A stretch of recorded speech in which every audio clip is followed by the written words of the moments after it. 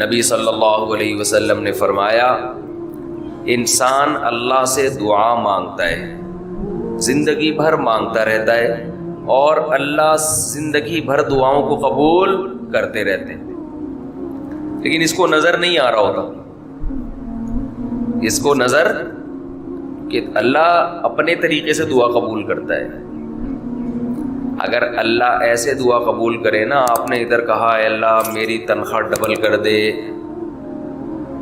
Office گئے باس نے کہا کہ جناب نئے وزیر اعظم نے جو اعلان کیا ہے اس کی منظوری ہو گئی، ٹھا ٹھا کر کے ایسے دعائیں قبول ہونا شروع ہو جائیں تو غیب پر ایمان ختم، پھر تو دعا کی ترغیب دینے کی ضرورت ہی نہیں رہے گی۔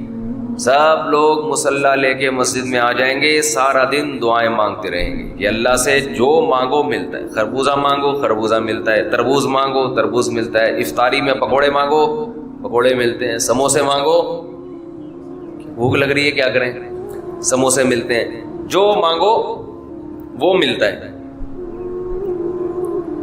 دعائیں تو لازمی قبول ہوتی ہیں، لیکن انداز وہ ہوتا ہے جو اللہ کرتے ہیں۔ اللہ کہتے ہیں میں اپنے طریقے سے کروں گا۔ اب اس کی بڑی لمبی چوڑی تفصیل ہے کہ کیسے قبول ہوتی ہے۔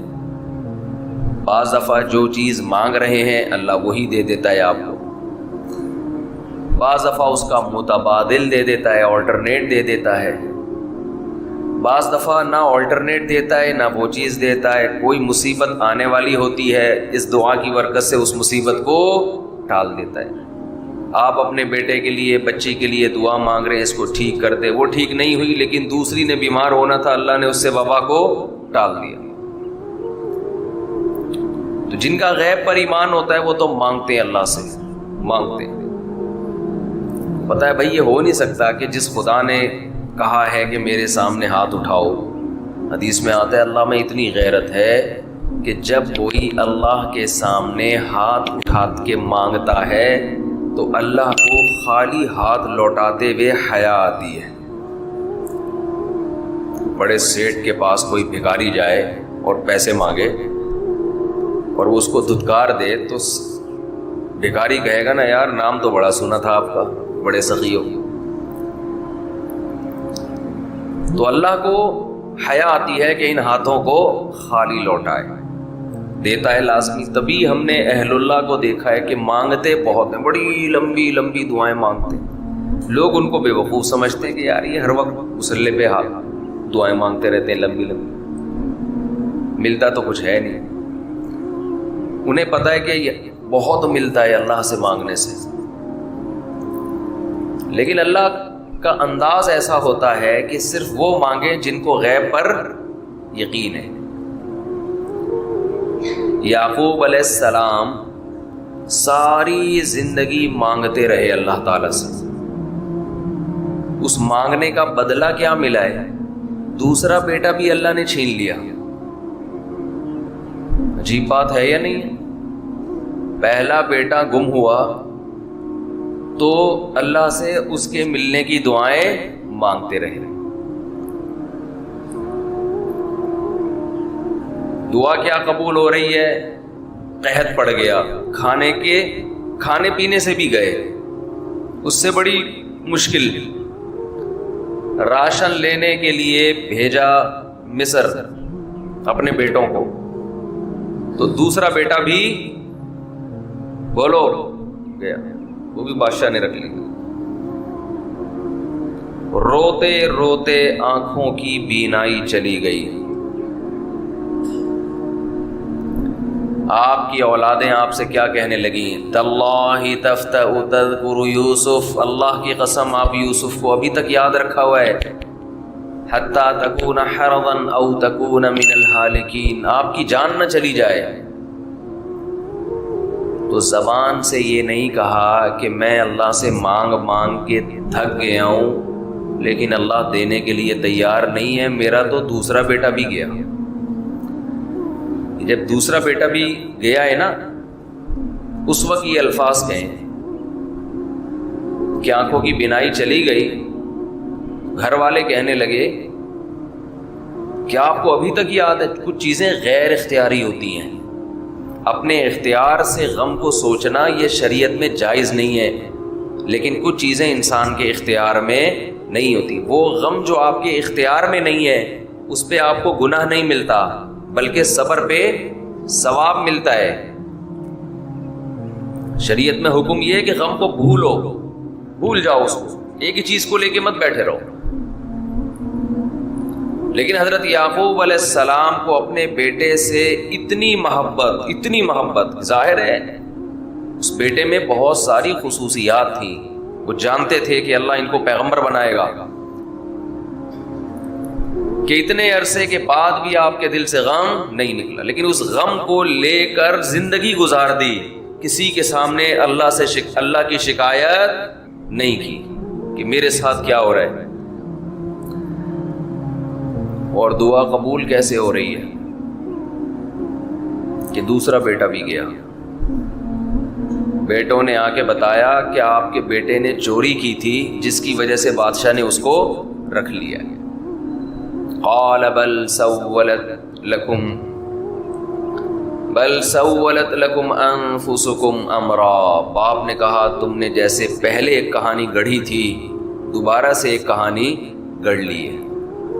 حالانکہ اس دفعہ بیٹے سچ بول رہے تھے، چوری تو نہیں کی تھی لیکن الزام لگا تھا چوری کا۔ تو یعقوب علیہ السلام نے دوسرے بیٹے کے جانے پہ ایک لفظ ناشکری کا زبان سے نہیں نکالا، بلکہ کیا کہا؟ انما اشکو بثی وحزنی الی اللہ وَأَعْلَمُ مِنَ اللَّهِ مَا لَا تَعْلَمُونَ، میں اپنا غم تمہارے سامنے بیان نہیں کرتا، صرف اللہ کے سامنے بیان کرتا ہوں، اور اللہ کے بارے میں وہ کچھ جانتا ہوں جو تم نہیں جانتے۔ کیا مطلب؟ وہ مجھے تسلی دے رہے، اس میں خیر ہوگی، ہمارا کام ہے مانگنا، بھکاری ہیں یہ تو ملحد اور خدا کے منکر لوگ ہیں جو مسلمانوں کا مذاق اڑاتے ہیں کہ یہ دعائیں مانگتے ہیں اور ان کو ملتا کچھ نہیں ہے۔ او بھائی ہمیں اس سے غرض ہی نہیں ہے کہ رب کیسے دے رہا ہے، ہمیں اس نے پابند بنا دیا مانگو، تو ہمیں اہل اللہ کو تو مزہ اس سے آتا ہے کہ اس نے ہمیں بول دیا مانگو، وہ اتنا بھی دے، مانگنا ہی ہمارے لیے سب کچھ ہے۔ تو میں جو بات عرض کر رہا تھا وہ یہ تھی کہ یعقوب علیہ السلام مانگتے رہے، پھر دوسرا بیٹا بھی چھن گیا، کوئی مایوسی کا کوئی لفظ مایوسی کا زبان سے نہیں نکالا۔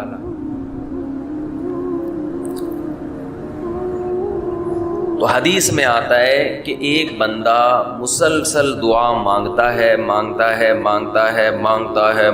اور اللہ قبول کرتا ہی رہتا ہے، یہاں تک کہ یہ بندہ ایک دن زبان سے ایک لفظ نکالتا ہے، کیونکہ اس کو وہ قبول ہوتے ہوئے نظر نہیں آ رہی ہوتی نا دعا، یہ زبان سے کیا لفظ نکالتا ہے کہ میں دعا مانگتا ہوں مگر اللہ قبول بولو نہیں کرتا۔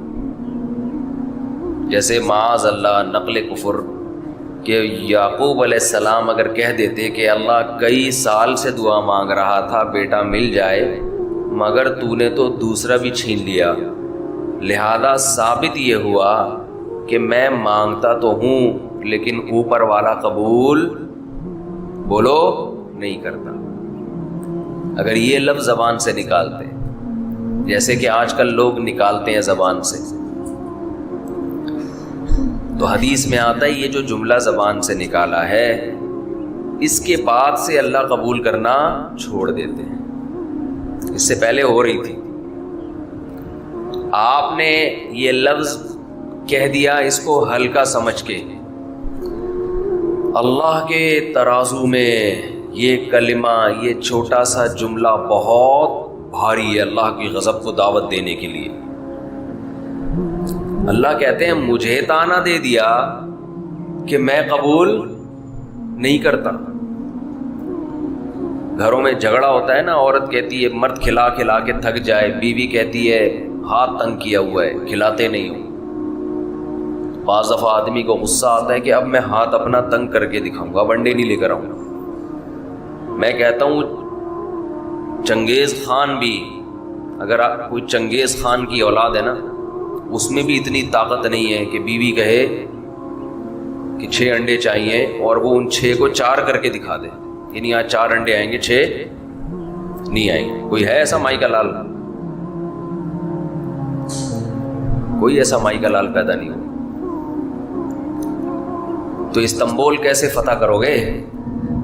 صحیح، استنبول کیسے فتح کرو گے؟ سلطان محمد فاتح نے استنبول فتح کیا تھا نا۔ ایک بڑے بزرگ نے بڑی اچھی بات کہی کہ فرعون نے ہزاروں بچوں کو قتل کیا، اور بنی اسرائیل کے نا، لیکن موسیٰ علیہ السلام جب صندوق سے نکلے، فرعون نے ارادہ کیا اس کو بھی قتل کروں۔ فرعون کی بیوی نے کہا لا تقتلوہ، اسے قتل مت کرو۔ فرعون نے کہا اچھا، فرعون نے کیا کہا؟ ٹھیک، it is okay, no problem. سمجھتے ہو؟ تو یہ ہمارے لیے بڑی تسلی کی بات ہے، یہ ہمارے لیے بڑی تسلی کی بات ہے کہ جب فرعون جیسا آدمی گھر میں فرعون نہیں تھا تو ہم اور آپ کس کھیت کی مولی ہیں یار؟ چلتے رہو جیسے زندگی گزار رہے ہو۔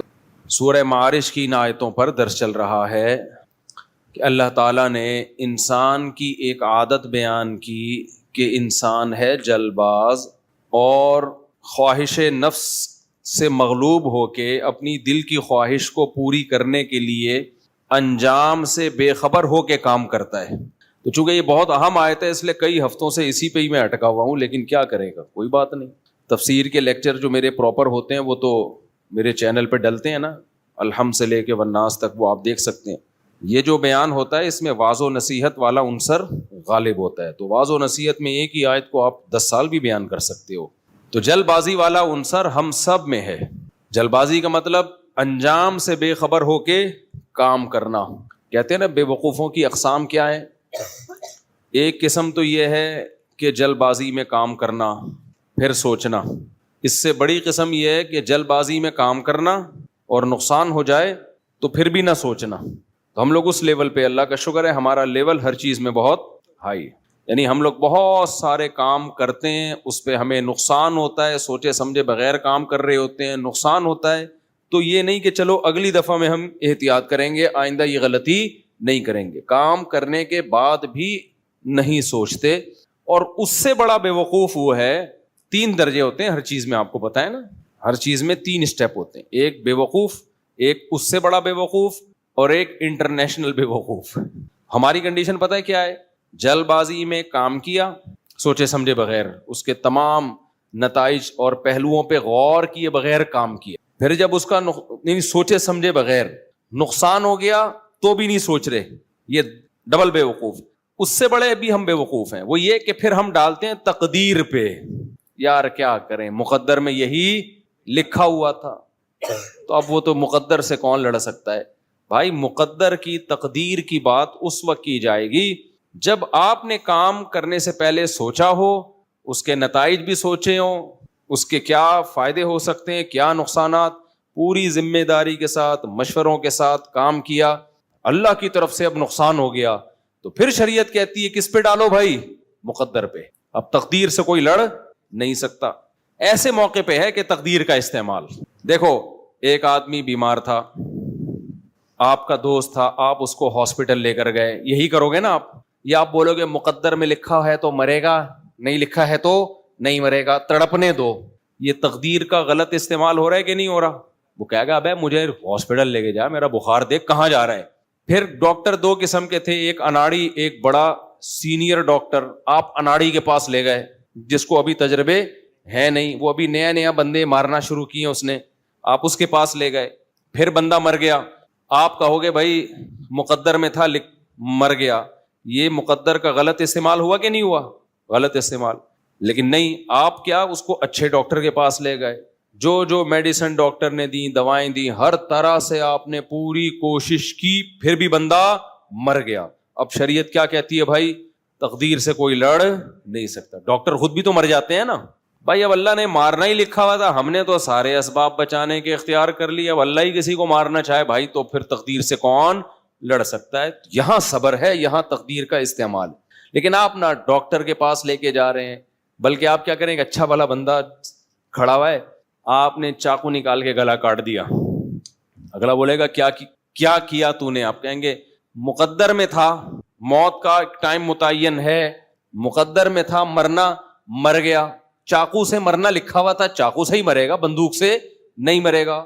ہم اس کو جواب میں کیا کہیں گے؟ بھائی وہ مقدر میں مرنا لکھا تھا یا نہیں لکھا تھا یہ اللہ کو پتا ہے, تو نے تو ایک چلتا پھرتا بندہ کاٹ دیا ہے نا, تو جائے گا جہنم میں. تو کہاں جائے گا؟ جہنم. بلکہ آپ اس کو کیا کہیں گے؟ آپ کہیں گے ٹھیک ہے, لا چاقو لے لیا, اور آپ کہیں گے اب میں تیرا گلا کاٹتا ہوں. مقدر میں ہوگا تو کٹ جائے گا, نہیں ہوگا تو نہیں کٹے گا. وہ مان لے گا یہ دلیل؟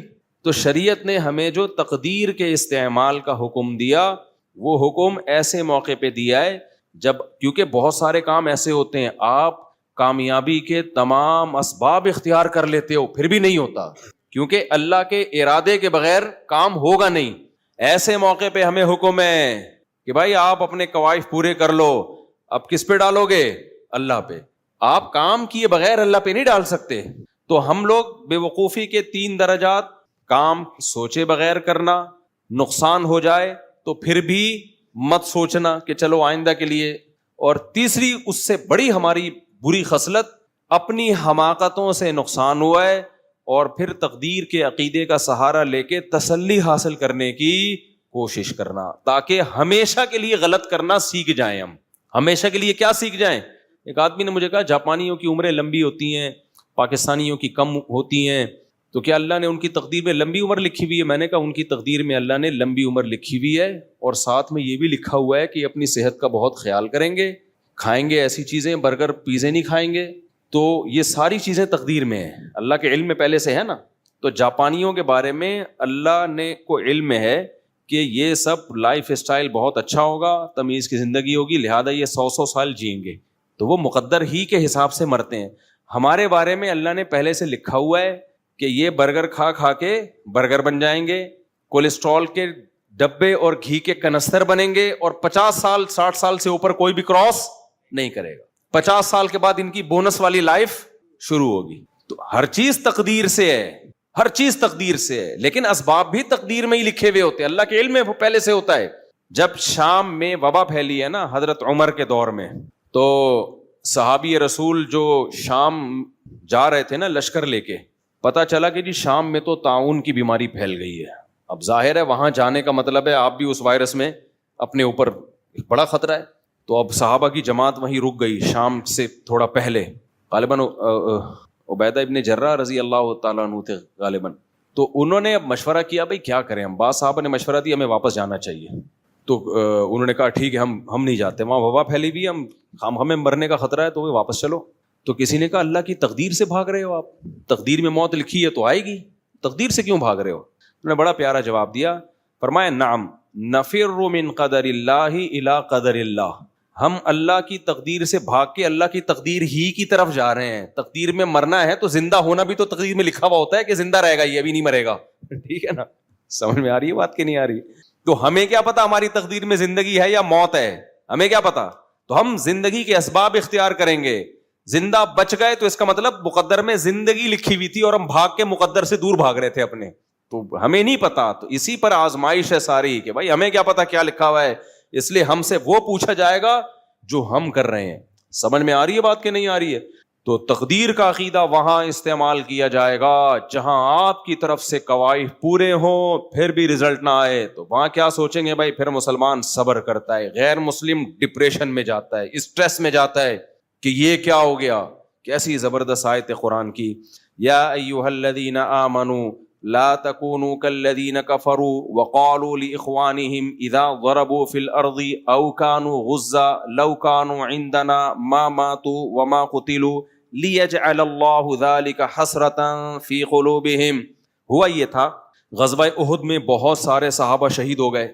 اب منافقین نے یہ پروپیگنڈا کیا, یار ہمارے مشورے پر عمل کر لیا ہوتا نا, نہ جاتے یہ لوگ جنگ میں تو نہ مرتے. فلاں نہ جاتا تو زخمی نہ ہوتا. اب گئے کس کے حکم پہ تھے؟ یہ اللہ کے حکم پہ گئے تھے نا. آپشنل ہوتا نا، آپشنل کہ جا بھی سکتے ہو نہیں بھی جا سکتے، پھر نقصان ہو گیا تو پھر غم ہونا چاہیے، یار ہمارا فیصلہ کیا تھا؟ غلط تھا، واقعی ہم نے جلد بازی سے کام لیا ہے. یہاں تو جلد بازی کا سوال ہی پیدا نہیں ہوتا تھا، یہاں حکم کس کا تھا؟ اللہ کا. بھائی نکلو. اب اللہ جب کہہ رہے پھر تو جانا ہی جانا ہے نا. اب اس میں 70 افراد شہید ہو گئے، بہت سے زخمی ہو گئے. تو منافقین نے کہا کہ دیکھا نہیں جاتے تو آج یہ دن دیکھنا نہ ملتا. ہم تو کہہ رہے تھے کہ یہ ہلاکت ہے، جنگ تھوڑی تو خودکشی ہے. تو قرآن نے کہا کہ اے یہاں قیامت تک کے لیے ایک اصول دے دیا قرآن نے بڑا زبردست. یہ صرف جنگ کے بارے میں نہیں، ہر چیز کے بارے میں ہے کہ بعض کام آپ اللہ کے آرڈر کی بیس پہ کر رہے ہو، بعض کام آپ اللہ کا آرڈر تو نہیں ہے لیکن آپ نے مشورے بھی کر لیے، ایک دماغ بنا لیا، تو وہ بھی اللہ کا آرڈر ہے کہ اب کر لو. دیکھو میں آسان مثال دیتا ہوں. ایک جاب آئی آپ کے پاس یا ایک بزنس آیا، بزنس کی مثال آسانی سمجھ میں آئے گی. آپ نے دیکھا یار ٹماٹر کا بزنس آیا. مجھے ٹماٹر بولنے میں اور پراٹھا بولنے میں مزہ بہت آتا ہے، اچھا بھی لگتا ہے نا ٹماٹر کا بزنس. خربوزے کی مثال بہت اچھی لگتی ہے. تو آپ کے بزنس کرنا چاہ رہے ہو، آپ نے بزنس کے بارے میں ورکشاپس اٹینڈ کی، اپنے قواعد پورے کیے. ایسا ہی نہیں ایک دم منہ اٹھا کے ٹماٹر کا، جیسے میں نے کھجوروں کا کیا تھا نا، 5 لاکھ روپے سے شروع کیا تھا، صرف 50,000 کا نقصان کر کے اللہ کا شکر ادا کیا کہ 50,000 میں اگر مجھے یہ پتا چل گیا کہ کھجوروں کا بزنس میرے کرنے کا کام نہیں ہے تو یہ بہت اچھا سودا ہو گیا الحمدللہ. یعنی میں نے 5 لاکھ کی کھجوریں خریدی تھیں اور 4.5 لاکھ میں وظیفے پڑھ کے بکی ہیں. وہ 50,000 کا مجھے نقصان ہوا تھا تو میں خوش تھا بہت. لوگ کہہ رہے تھے خوش کیوں ہو؟ میں نے کہا مجھے 50,000 گنوا کے یہ پتا چل گیا کہ یہ میرے کرنے کا کام نہیں ہے. تو یہ نالج آدمی کو بڑی مشکل سے حاصل ہوتی ہے بھائی. یہ ایسی مسترد نالج تھی نا کہ 50,000 میں مجھے پتا چل گیا کہ یہ میرے بس کا نہیں ہے. اور وہ جو 4.5 لاکھ کا بکا نا، اس میں کچھ ڈبے خرید کے مجھے ہی گفٹ ملے تھے. یعنی لوگ مجھے کوئی رمضان میں گفٹ دینا چاہ رہے تھے تو وہیں سے خرید کے چلو بھائی فی الحال یہی اویلیبل ہے، اسی کو پکڑا دو. ان کو نہیں پتا تھا یہ ہمارا ہی بزنس ہے. خیر، تو آپ نے کیا کیا؟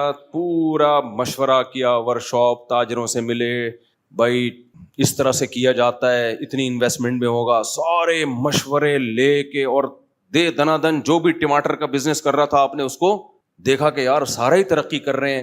تو شریعت نے جو کسی کام کرنے کے قواعد بتائے ہیں وہ آپ نے پورے کر لی. یعنی شریعت کے لحاظ سے آپ کی ڈاکومنٹیشن مکمل ہو گئی.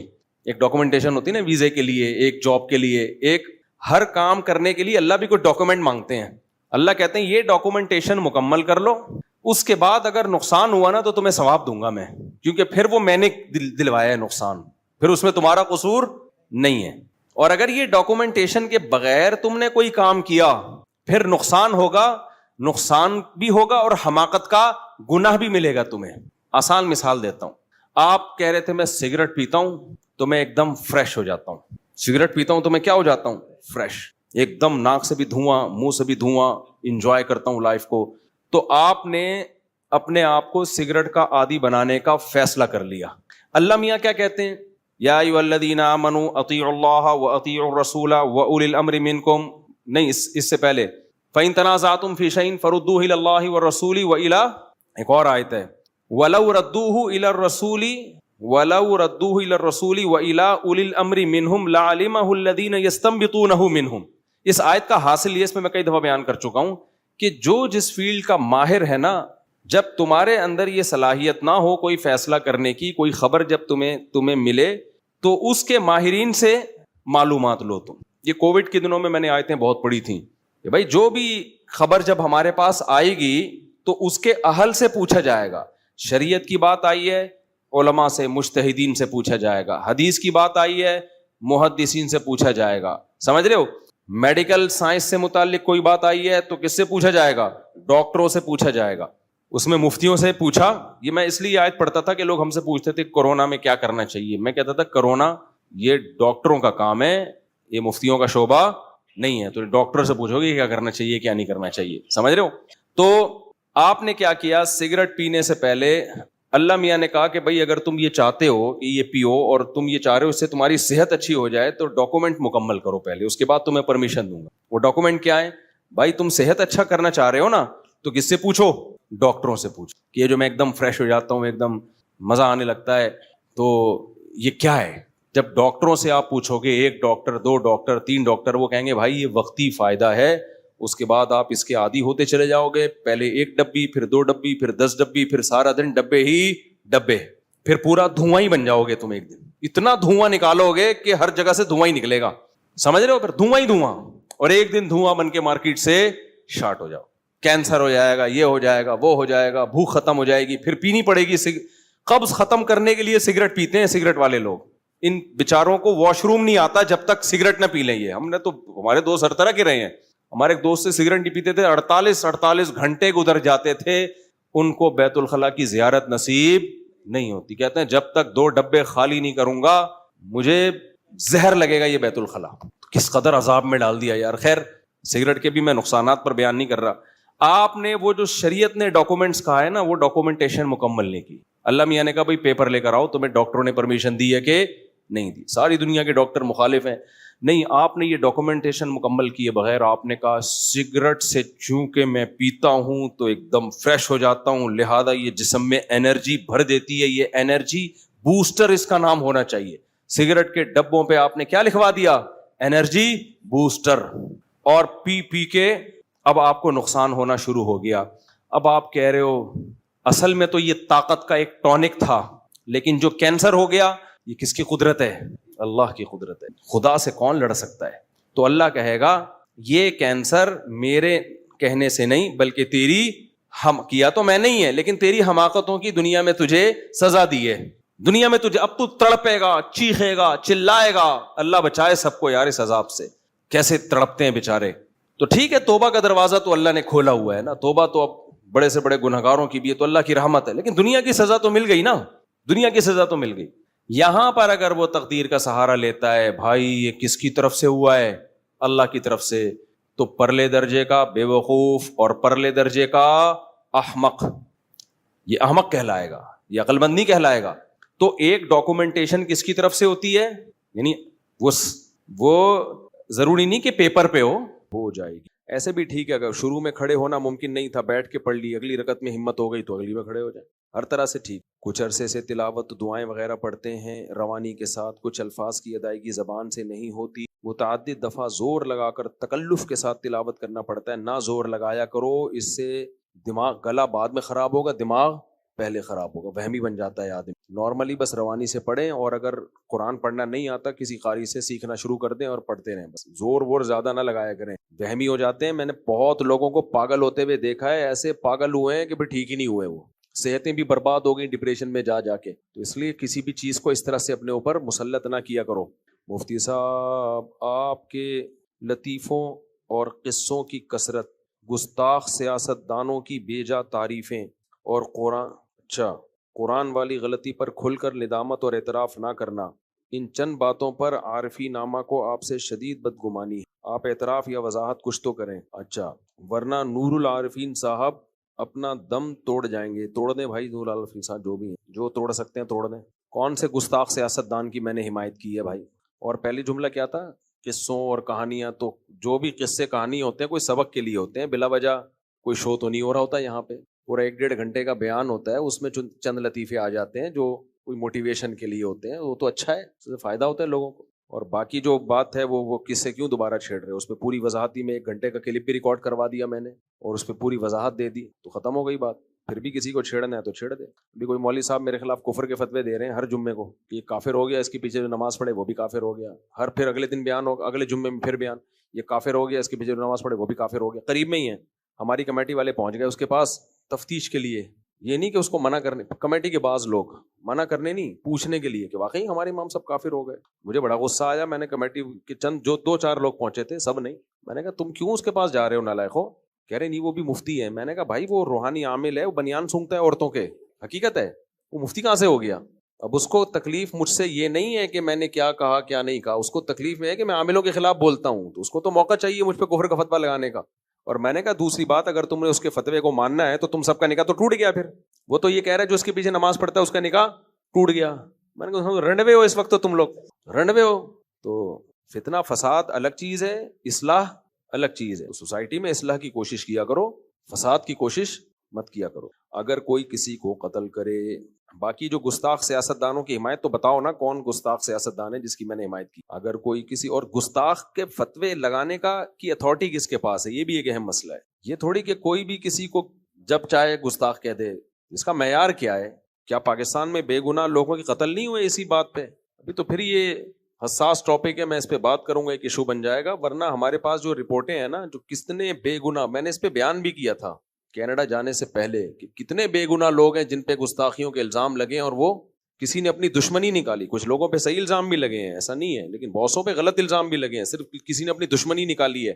اور پھر تھانے پہ دباؤ ڈالا، پھر جج پہ دباؤ ڈالا، جج اپنی جان بچانے کے لیے اگلے کو جیل میں بھیج رہا ہے. یہ سب کچھ ہوا نہیں ہے، ہو رہا ہے، اور بہت کثرت سے ہوا ہے پاکستان میں. بندہ اٹھا کے ادھر مار دیا، کسی نے ادھر اٹھا کے بندے. بھائی یہ ملک ہے، یہ کیا ہے؟ یہ جو جب چاہے اٹھے، جس کو آپ کی ذاتی دشمنی چل رہی ہوتی ہے، آپ نے اس پہ گستاخی کا لگا دیا الزام اور اڑا دیا بندہ، ہیرو بھی بن جاتے ہو پھر آپ. یہ دنیا میں کسی ملک میں اتنی لاقانونیت نہیں ہے جتنی ہمارے یہاں ہے. تو وہ عامل ہے، بنیان سونگتا ہے، تو بیچارے کا کام یہی ہے فتوے لگانا میرے اوپر. ادھر قریب میں ہی ہے، تو چونکہ اس کی ظاہر ہے دکان بند ہو رہی ہے، میں بار بار جب سے میں نے بنیان سونگنے کا کہا ہے نا، وہ تو سونگتا ہے، وہ تو بالکل ہی ٹھا کر کے جا کے لگ رہی ہے. حالانکہ میں نے اس کا نام تھوڑی لیا، میں نے یہ تھوڑی کہا کہ وہ ایسا ہے، میں نے تو ویسے ہی کہا ہے کہ جو بھی عورتوں کے بنیان سونگتے ہیں، تو وہ فوراً کہتا ہے وہ تو میں سونگتا ہوں. دھوبی کو آپ اپنا بنیان دو نا میلا، اور کو تو اس کو سونگ، تاکہ پتہ چلے کتنا گندا ہے، تاکہ صرف اس حساب سے ڈالے. وہ سونگے گا کبھی بھی نہیں. ہوگا تیرا بنیان ہے، میں کیوں سونگوں، ڈائریکٹ مشین میں ڈالوں گا میں اس کو. لیکن یہ عامل لوگ، ان کو شرم نہیں آتی، دوسروں کے بنیان سونگتے. انسان اپنی بدبو برداشت کرتا ہے. دیکھو آپ واش روم میں 1 گھنٹہ بیٹھا رہتا ہے انسان، حالانکہ بدبو آ رہی ہوتی ہے. لوگ دروازے بجا کے تھک جاتے ہیں، نہیں نکلتا. اپنی بدبو سے کسی کو نفرت نہیں ہوتی. لیکن کوئی اور واش روم سے آئے ہو، آپ جیسے ہی جاؤ گے کیسے ناک پکڑ کے گھوم رہا ہوتا ہے. انسان کی فطرت ہے بھائی، اپنا بنیان برداشت ہو جاتا ہے، دوسرے کا بنیان برداشت نہیں ہوتا. یہ عاملوں کا ظرف ہے، دوسروں کا بنیان سونگتے ہیں. اگر کوئی کسی کو قتل کر دے اور پھر مقتول کے بھائیوں سے کہے کہ یہ نصیب میں لکھا ہوا تھا کہ اس کو میں ماروں گا، تو اس کا کیا جواب ہے؟ بہت آسان جواب ہے. آپ اس کو قتل کر دیں، بولے تیرے نصیب میں بھی یہ لکھا ہوا. کیا خیال؟ زمین میری تم کاش کرو، نفع آدھا میرا آدھا تیرا. یا زمین میری تم کاش کرو، میرے لیے سال میں اتنا پیسہ دے دو. اس مسئلے کی وضاحت کریں. ڈاکٹر اسرار احمد نے کہا کہ حرام مطلق ہے، گاؤں دیہاتوں میں تو سب اسی طرح زمین دیتے ہیں. ڈاکٹر اسرار احمد بہت اچھے بڑے اسلامک اسکالر تھے، لیکن یہ مسئلے میں بہت بڑی غلطی کی ہے. صحابہ سے اس کا جواز ملتا ہے، حدیثوں سے بھی اس کا جواز ملتا ہے. انہوں نے اس کو سود کہا ہے، سود کا اس سے کوئی لینا دینا نہیں. بھائی زمین آپ کی، آپ کرائے پہ دے دیں اگلے کو. اس میں کرائے پر اجارہ تو شرعاً سب کے نزدیک جائز ہے، اس کے ناجائز ہونے کی کوئی دلیل نہیں ہے. اسی طرح صحابہ کے دور میں مزارات کا رواج تھا کہ جس کی زمین ہے اس کو اپنے کسان کو دے دی، اور کسان کو یہ کہا کہ بھائی تو محنت کر، جو پیداوار ہوگی اتنے % میری، اتنے % تیری. اب اس پہ بعض لوگوں کو اشکال ہوتا ہے کہ زمیندار تو بیٹھ کے کھا رہا ہے. بیٹھ کے نہیں کھا رہا، اس کی زمین استعمال ہو رہی ہے. کسی کا پیسہ استعمال ہوتا ہے، کسی کی محنت ہوتی ہے. جو غریب آدمی ہے وہ محنت کرتا ہے، جو پیسے والا آدمی بیٹھ کے کھاتا ہے. تو یہ تو اللہ کا بنایا ہوا نظام ہے. اگر پیسے والے نے بھی بیٹھے بغیر کھانا تھا تو پیسے کا فائدہ کیا ہوا اس کا؟ کیا خیال ہے بھائی؟ آدمی پیسہ کماتا ہے. دیکھو ہم کتنے لوگوں کو جانتے ہیں ساری زندگی محنت کر کے پیسہ کمایا، دکانیں بنائی، اب کہیں گے یار ہم نے بڑی محنت کر لی، اب ہم دکانیں کرائے پہ دے کے بیٹھ کے کھائیں گے. تو یہاں بھی اشکال ہوگا، یار تم دکان دے دی، اگلا دکان سے بزنس کر رہا ہے، محنت وہ کر رہا ہے، شٹر وہ بند کر رہا ہے، تالا وہ ڈال رہا ہے، ساری چیزوں کی حفاظت وہ کر رہا ہے، تم یہاں بیٹھ کے کھا رہے ہو. تو اس کو سود کہا جا سکتا ہے. تو جیسے دکان رینٹ پہ دے کے لوگ بیٹھ کے کھاتے ہیں، تو ایسے ہی زمین بھی رینٹ پہ دے کے بیٹھ کے کھانے میں شرعاً کوئی قباحت نہیں ہے، اس میں کوئی حرج نہیں ہے.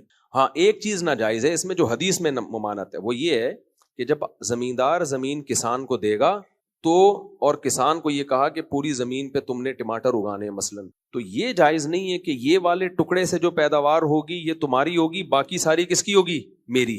کیونکہ اس بات کا امکان ہے کہ اس ٹکڑے میں پیداوار ہی نہ ہو، یا اس میں کم ہو، یا اس میں بہت زیادہ ہو جائے. تو جتنی زمین دی ہے اس پوری میں شرکت کرنی پڑے گی بھائی. ٹوٹل جتنی پیداوار ہوگی اس میں اتنے % میرا، اتنے % تمہارا، تاکہ پیداوار کم ہو تو دونوں کے پروفٹ میں کمی ہو، پیداوار زیادہ ہو تو دونوں کے پروفٹ میں اضافہ ہو. سرمایہ دار کیا کرتا ہے؟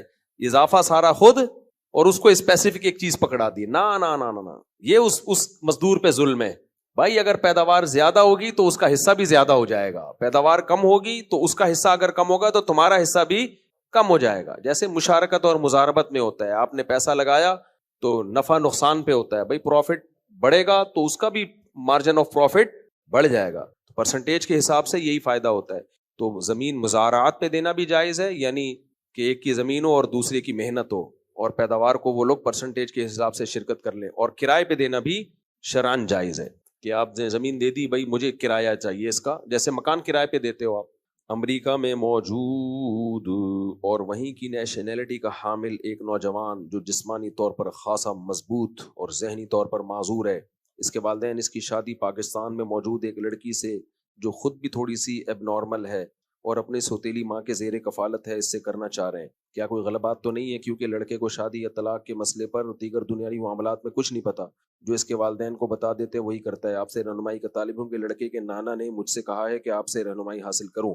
دیکھیں، پاگلوں کی شادی بھی فقہا نے یہ بھی اس کے بھی حکام لکھے ہیں، کیونکہ شادی انسان کی جسمانی ضرورت ہے۔ بعض لوگ دماغی توازن ٹھیک نہیں ہوتا لیکن اس میں سیکشول ڈیزائرز بہت زیادہ ہوتی ہیں، تو شرعاً ان کی شادی بھی جائز ہے اسلام میں، لیکن ان کی جب شادی کی جائے گی تو سامنے والے کو بتا کے کی جائے گی۔ دھوکہ دے کے کی تو عورت کو ڈیورس کا حق، یعنی نکاح کے ختم کرنے کا حق حاصل ہوگا، تو بتا کے کی جائے گی، بھائی ہمارا یہ بچہ تھوڑا سا پاگل ہے، جتنا ہے اتنا بتا دیں، تھوڑا ہے تو تھوڑا بتا دیں، زیادہ ہے تو زیادہ بتا دیں، تو ظاہر ہے سامنے والے رشتہ نہیں کریں گے۔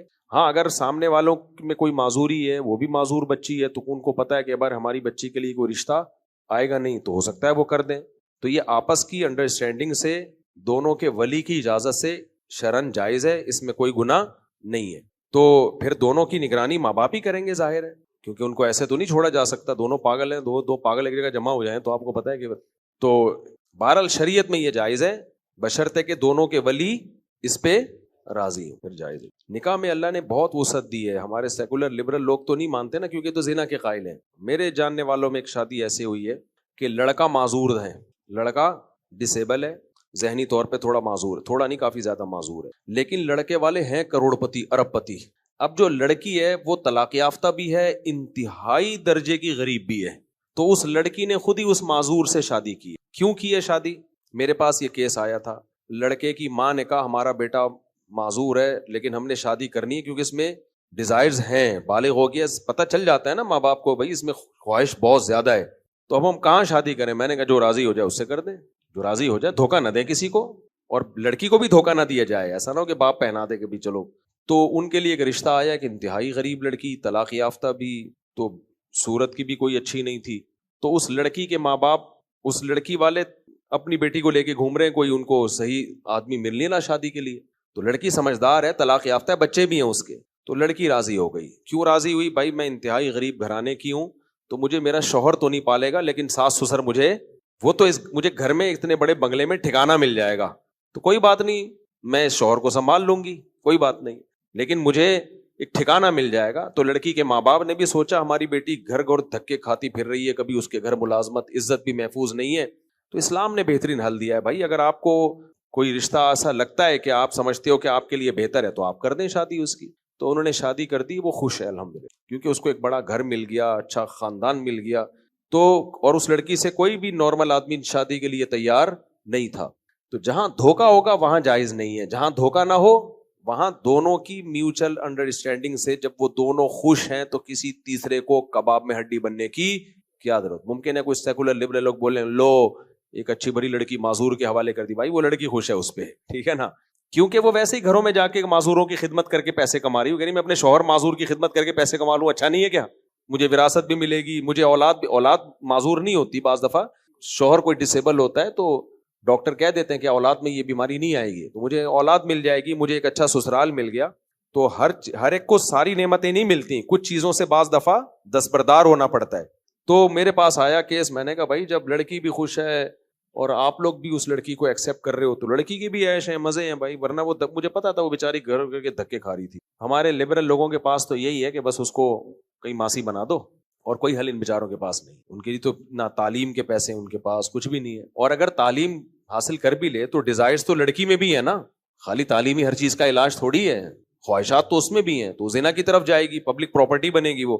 تو اسلام نے حل بتایا کہ بھائی لڑکی اور اس کے ولی اگر راضی ہوں تو پھر نکاح ہو سکتا ہے، اس میں کچھ، ہاں اس میں لڑکی کے ولی کے ذمے ہے کہ وہ بیٹی کا فائدہ دیکھ کے کرے کہ اس کے نقصانات کم ہیں، اس کے نکاح کے فائدے زیادہ ہیں تو کرے۔ اگر وہ سمجھتا ہے کہ نقصانات زیادہ ہیں فائدے کم ہیں، مثال کے طور پر بعض دیوانے ایسے ہوتے ہیں مارتے ہیں پیٹتے ہیں، پاگل ہو جاتے ہیں، او منہ توڑ دیں گے، تو پھر جائز نہیں ہے کرنا۔ بھائی بعض پاگل ایسے ہوتے ہیں, وہ بیچارہ معذور ہے ذہنی, لیکن ایسا نہیں ہے نا کہ مارتا پیٹتا ہو. بعض ڈپریشن کے مریض ہوتے ہیں وہ گلے دبا دیتے ہیں. تو پھر یہ نہیں ہے کہ چونکہ پیسہ ملے گا تو بیٹی کو پیسہ ملے گا, بچے کی تو پیسہ ملے گا نا, ٹوٹ ٹاٹ کے برابر کر کے رکھ دے گا تھوڑے دنوں میں. تو معذور میں بھی فرق ہوتا ہے نا. مفتی صاحب موت کی فضیلت کیا ہے؟ موت کی کوئی فضیلت نہیں ہے بھائی.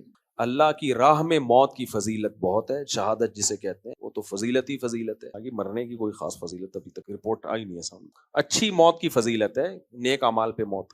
سعید انور کے بارے میں حضرت طارق جمیل صاحب کی ایک ویڈیو میں کہا کہ وہ سعید انور صاحب بڑے نیک آدمی, کتنے ایسی فضول بات. مفتی سے میرا آپ سے یہ سوال ہے, میری بہن کے شوہر پاکستان سے باہر ہیں اور وہ باہر کام کرتے ہیں اور بہت غصے کے, کیونکہ ظاہر ہے آپ کی بہن کے شوہر ہیں. میری بہن کو شک ہے کہ ان پر کسی نے جادو کر لیا اور میری ان کے پاس جانا چاہتی ہے اس مسئلے میں. کوئی جادو وادو نہیں کیا, جو غصے کے تیز ہوتے ہیں وہ ویسے ہی پاگل ہوتے ہیں. سوسائٹی میں غصے کا تیز آدمی کبھی بھی سروائیو نہیں کر سکتا, نہ وہ گھر چلا سکتا ہے, نہ وہ دوستیاں نبھا سکتا ہے, نہ وہ کسٹمر.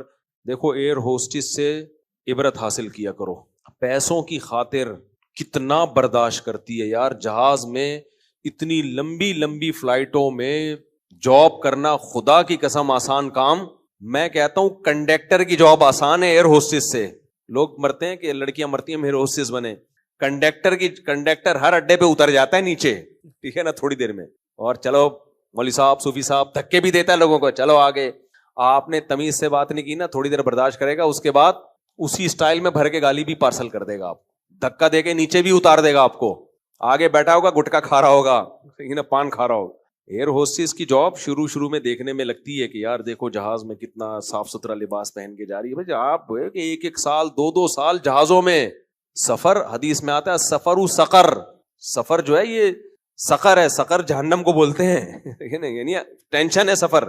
اور جہاز کا سفر تو بہت بڑی ٹینشن ہے, کیونکہ ایک ہی روٹین ہے نا آپ کی. کنڈکٹر کی ایک جیسی روٹین نہیں ہوتی, یہاں سے نکل رہا ہے ادھر سے, جتنی بھی بس بھری بھی ہو ادھر سے گھسے گا آگے سے نکل بھی آئے گا. وہ یہ بھی ایک بھی انجوائے کرتا ہے نا وہ لائف کو.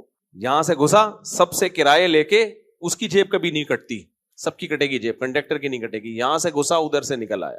تو خیر وہ بھی ٹینشن والی جاب ہے, میں نہیں کہہ رہا کہ کنڈکٹر کی جاب ہلکی ہے, لیکن ایئر ہوسٹس کی جاب بہت مشکل جاب ہے. تو ہواؤں میں رہنا, اتنا ٹائم جہازوں میں, اتنے گھنٹے گزارنا روزانہ ڈیلی بیسس, اور پھر لوگوں سے حسن اخلاق سے بات کرنا. لوگ کیسے کیسے تنگ کرتے ہیں, بار بار پانی منگوا رہے ہیں, بار بار چائے منگوا رہے ہیں, کوئی واش روم اٹھ کے جا رہا ہے, کوئی بیچ میں کھڑے ہو کے نماز پڑھ رہا ہے راستہ روک کے نا, ایسے صوفی بھی دیکھے ہم. اب ایک پائلٹ نے مجھے, جو بڑے دیندار تھے, انہوں نے مجھے بتایا, کہتے بڑے داڑھی والے نمازی ہیں. کل ہی کی بات ہے, کل وہ پائلٹ ملے مجھ سے. میں نے ان سے جہاز میں نماز کا پوچھا, میں نے کہا آپ تو خود نمازی ہیں, آپ PIA میں 25 سال پائلٹ رہے ہیں, تو جہاز میں نماز پڑھنا میں کوئی جہاز کو خطرہ تو نہیں ہے؟ انہوں نے کہا یہ جو راستے میں کھڑے ہو کے نماز پڑھتے ہیں یہ بہت سخت خطرناک ہے, کیونکہ جہاز میں ذرا سا بھی حادثہ ذرا سا ہوا نا تو وہ ذرا سا نہیں ہوتا, سیکنڈوں کے اندر اس کو حل کرنا پڑتا ہے. سیکنڈوں کی خطا جہاز میں جہاز کو تباہ کر دینا, سب لوگوں کی جان جائے گی. تو انہوں نے کہا میں جب پائلٹ تھا تو میں کبھی کسی کو راستے میں نماز نہیں پڑھنے دیتا تھا, کیونکہ کچھ بھی ہو گیا پیچھے لوگ. اچھا جہاز کا ایک اصول یہ ہے کہ پبلک کو بتایا کچھ نہیں جاتا جہاز میں کہ کوئی فنی خرابی ہو گئی ہے. ایئر ہوسٹس کو سکھایا جاتا ہے کہ 100% جہاز نے تباہ بھی ہونا ہے نا, آپ نے مسکرانا ہے, کچھ نہیں یہ تو نارمل ہے, کچھ بھی نہیں. کیونکہ اگر آپ گھبرا گئی نا, پبلک تو کھڑکیوں سے چھلانگے مارے گی. پبلک بولے گی بیٹا یہ گھبرائی ہوئی ہے, اس کا مطلب کچھ ہے. کیونکہ جہازوں میں ایسا ہوتا ہے, طوفان آتے رہتے ہیں اوپر نا, تو جہاز میں وائبریشن ہوتی رہتی ہے, ہلتے رہتے ہیں, دائیں بائیں ہوتے رہتے ہیں, بہت ہوتا ہے جہازوں میں.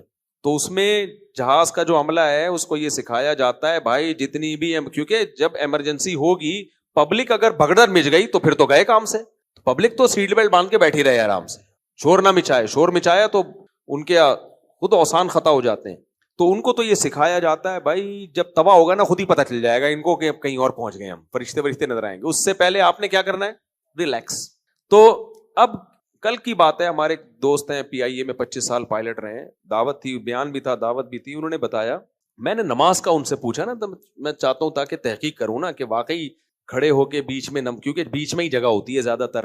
تو انہوں نے کہا کہ بھائی یہ اتنا ڈینجرس ہے, اتنا ڈینجرس ہے, ذرا سا کوئی خرابی ہو گئی نا جہاز کی دم میں, انہوں نے دم نہیں بولا, میں تو وہ ٹرمینالوجی استعمال نہیں کروں گا نا جو پائلٹوں کی ہوتی ہے, دم میں آگ لگ گئی فرض کرو, تو سیکنڈوں کے اندر عملے کو بھاگنا ہوتا ہے. اس میں یہ نہیں ہوتا بیچ میں نیت باندھ کے بندہ کھڑا ہوا ہے.